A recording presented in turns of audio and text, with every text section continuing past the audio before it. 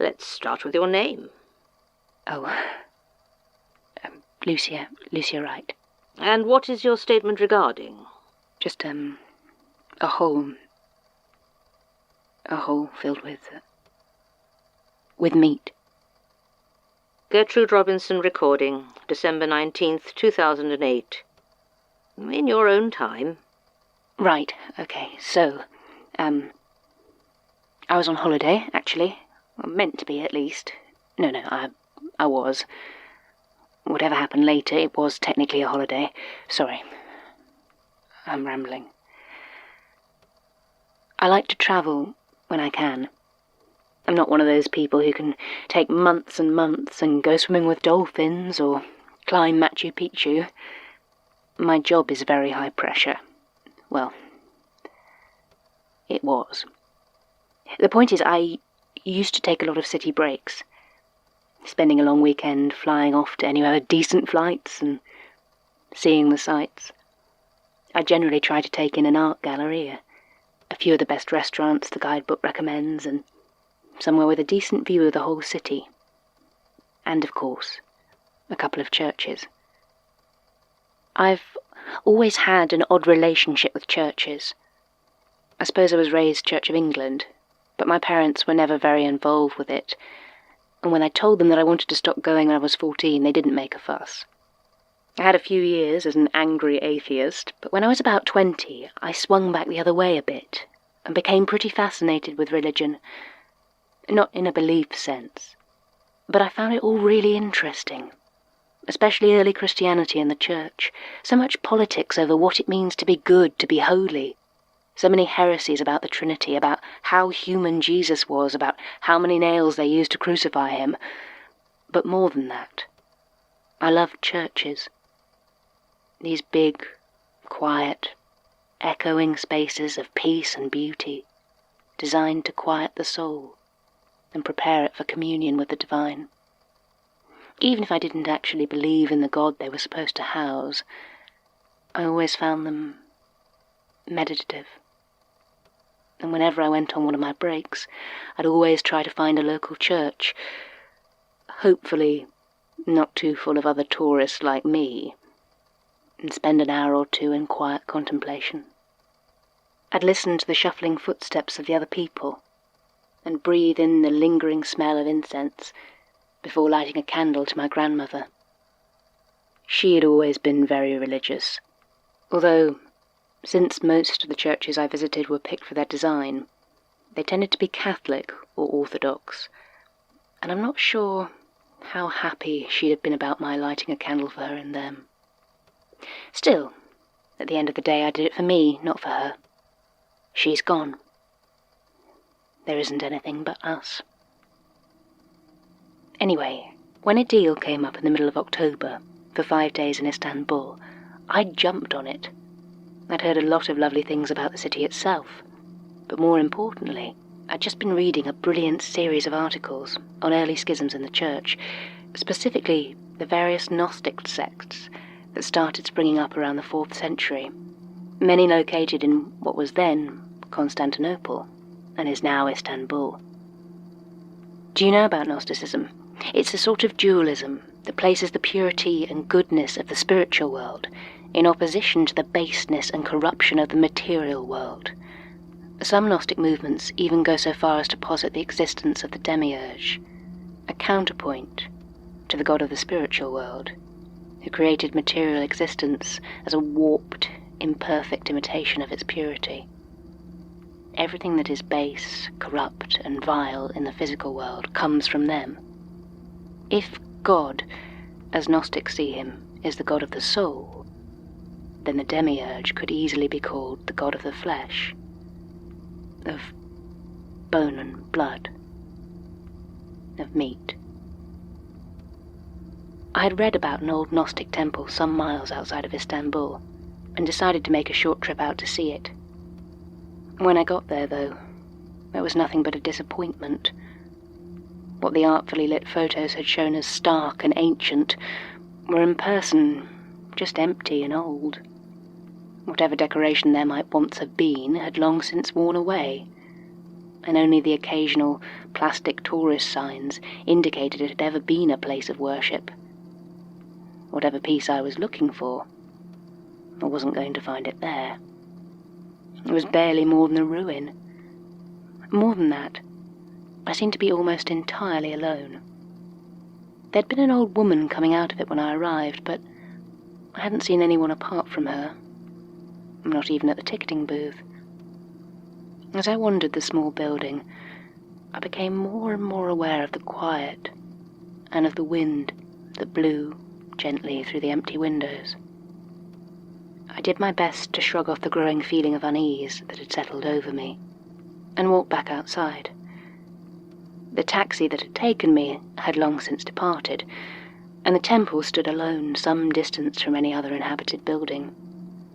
The afternoon was wearing on, and I didn't fancy trying to walk all the way back to my hotel, but my initial plan of asking a staff member to call me another taxi was somewhat scuppered by their absence.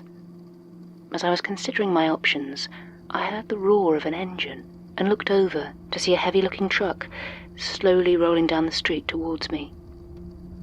It had no obvious markings, and the back of it was covered with a grey tarp.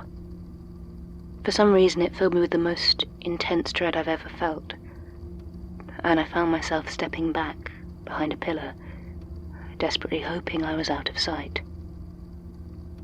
The truck pulled around the side of the building, and I heard the engine stop. I crept forward, still not sure why I had such an instinctive terror of what seemed on the surface to be a perfectly normal vehicle. But as three men climbed out of the front and started to walk back towards the covered load, I started to realize I could smell something.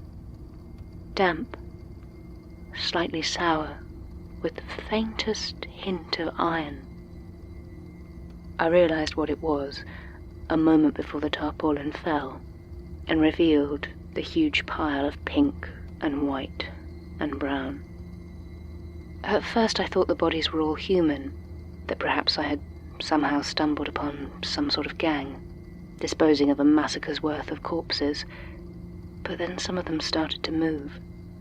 Squirming limbs were dragging, rising, extracting themselves from this mound of flesh, and making their way down to join their companions on the ground one by one. Most of them could still be mistaken for human at a distance, a few even wore clothes. No one said a word. After a minute or so, it looked like everything that was going to climb down off the truck had done so. The pile of meat still rose several meters up from the back of the truck, and as much as I wanted to look away, I couldn't. Most of it was just unidentifiable chunks, but a lot of it was clearly animal. Chickens, lambs. I even saw a whole pig head. Some of it was human. I could see a man's torso near the top of the pile, and an arm jutted out near the base, the hand splayed out at the end. I had the weirdest impulse to wave to it. The driver, or the one I assume was the driver, then started to reach up onto the pile. He took a handful of any meat he could reach and turned to whoever or whatever was nearest to him. He passed it on to them, and then they would turn and head towards the back of the temple, towards an unmarked door I had assumed was staff only. Now it was open, and they went in, one at a time. They didn't come back out. All this time, I'd just been watching from my hiding spot, totally frozen in confusion and fear. As I said, the temple stood apart from any other buildings, and if I tried to leave, the chances were high that I would be spotted. I thought I could maybe just wait. Just stay where I was until these people had finished doing whatever it was they were doing. Then they would drive away, and I would leave and spend the rest of my life pretending I had never seen anything, that I had gone to an art gallery instead. This plan lasted right up until the driver saw me. It was my own fault.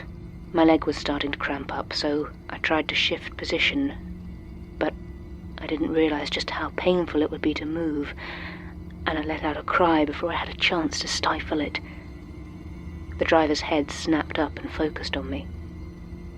He was rail thin, dressed in rough overalls with shaggy black hair and pale skin. He was East Asian, Chinese maybe, but he called me over in a crisp British accent.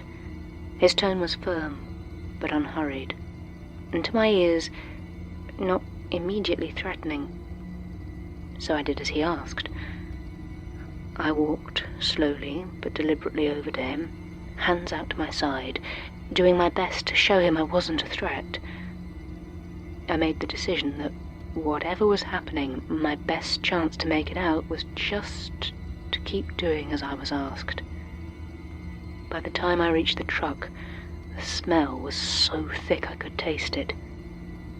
I stood there, legs shaking, muttering a prayer to a God I didn't even believe in.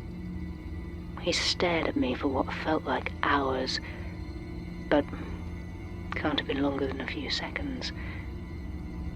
Then he shrugged, turned to the truck, and picked up what looked like the back half of a goat.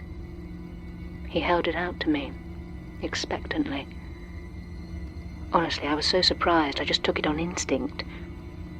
The driver nodded to himself, like he'd made the right decision, and I turned and started to walk towards the door, afraid that any hesitation might make him reconsider, might mark me out as something other than whatever he had decided I was. I don't eat much meat, and rarely ever cook it myself, but I held that cold haunch to me like a talisman, as if it might ward away whatever awful thing waited inside that door. As I got closer, I saw one of the others, a tall, gangly woman with arms that bent backwards, leaving the entrance. She had to stoop to get through, but as she raised back up to her full height, I felt her eyes rest on me for a second. I didn't slow my pace or meet her gaze. She walked past me quickly, on the way back to the truck for her next load.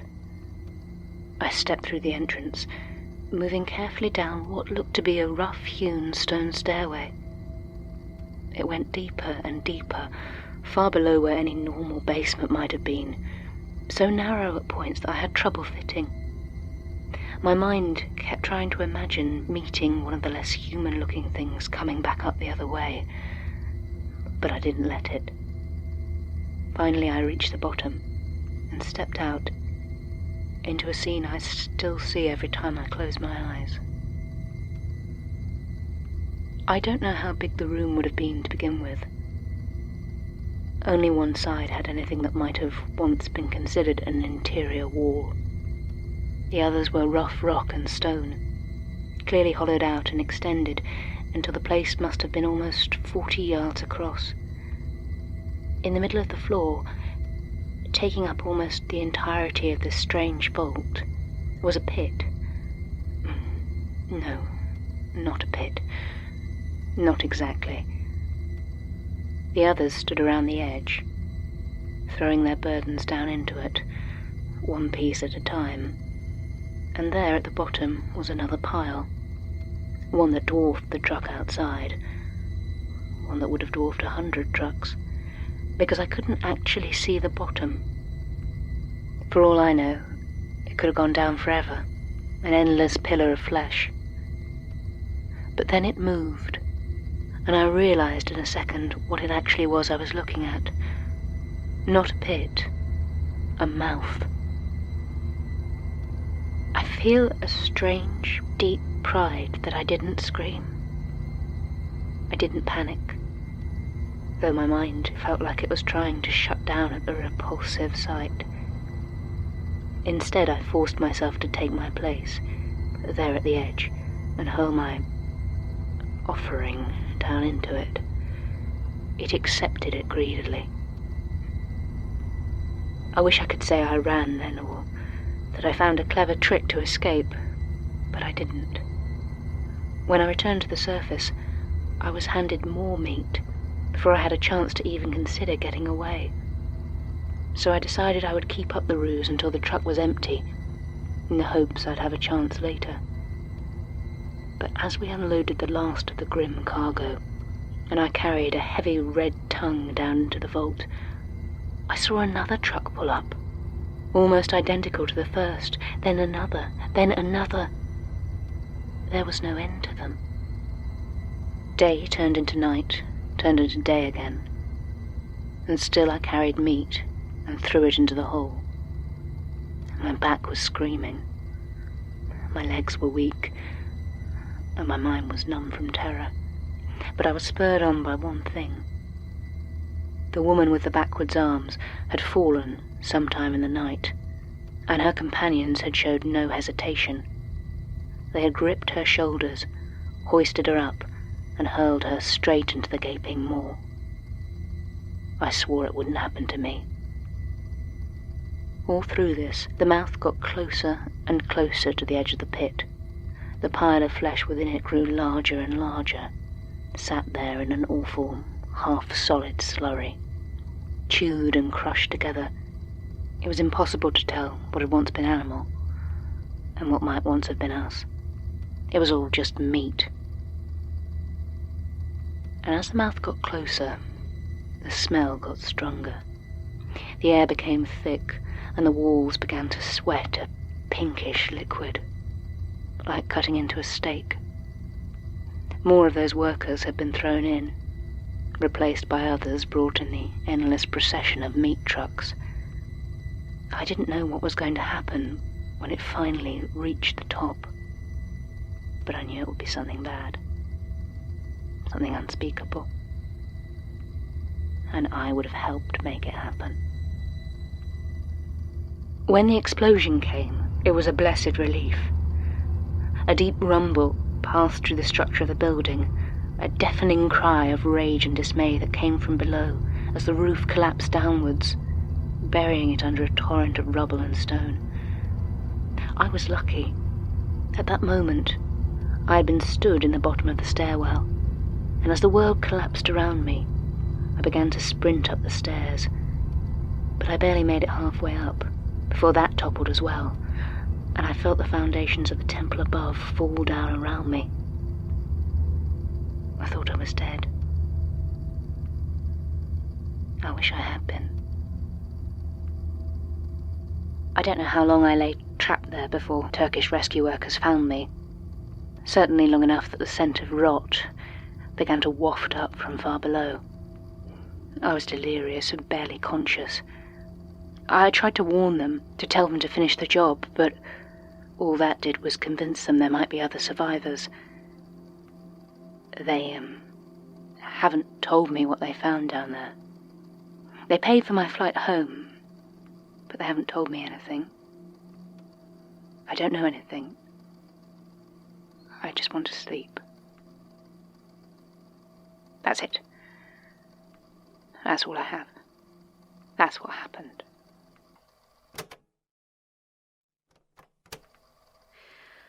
Well, that is a relief.